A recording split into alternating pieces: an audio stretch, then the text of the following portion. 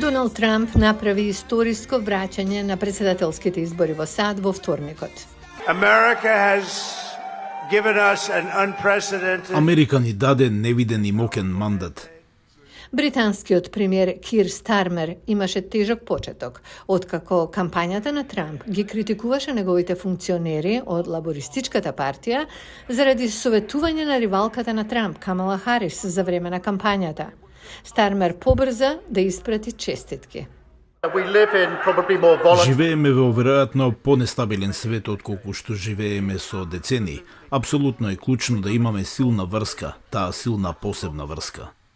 Германскиот канцелар Олаф Шолц рече дека работите ќе бидат многу поинакви со Трамп во Белата куќа, но вети дека, цитираме, ќе остане сигурен трансатлантски партнер. Für uns ist deshalb umso wichtiger, dass wir weiter. Ова исто така важи и во однос на заканата што сите сојузници на НАТО веруваат дека Русија ја представува безбедноста во евроатлантската област. Трамп ја критикуваше поддршката на САД за Украина, додека таа се бори против руската инвазија. И постојат стравувања дека може да ја прекине воената и финансиската помош за Киев. Во неговиот прв мандат, Доналд Трамп се закани дека ќе ги повлече САД од НАТО, тврдејќи дека сојузниците ги искористуваат САД. Но во изјавата во средата, генералниот секретар на НАТО, Марк Руте, рече дека Трамп, цитираме, го свртал текот на европските трошоци за одбрана, го подобрил споделувањето на трансатлантскиот товар и ги зајакнал капацитетите на алијансата. Во меѓувреме, унгарскиот премиер Виктор Орбан не криеше дека предпочита победа на Трамп. Кога таа победа дојде, тој рече, цитираме, за светот тоа значи надеж за мир.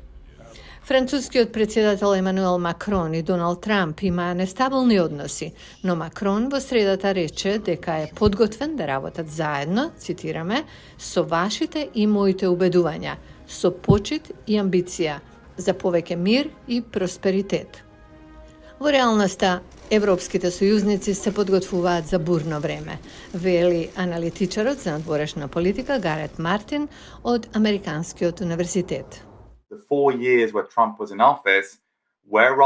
4 години кога Трамп беше на функција беа прилично бурни.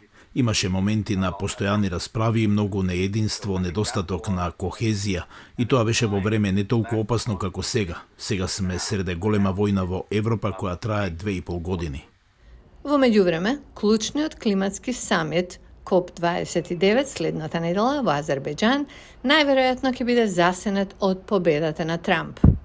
Поранешниот претседател се повлече од Парискиот климатски договор во 2017 година, тврдејќи дека тоа е неправедно кон Соединетите американски држави. Неговиот наследник Џо Бајден повторно се приклучи на неговиот прв ден на функцијата. Но постојат стравувања дека Трамп повторно ќе се откаже од договорот, иако научниците предупредуваат на катастрофално глобално затоплување без итна акција.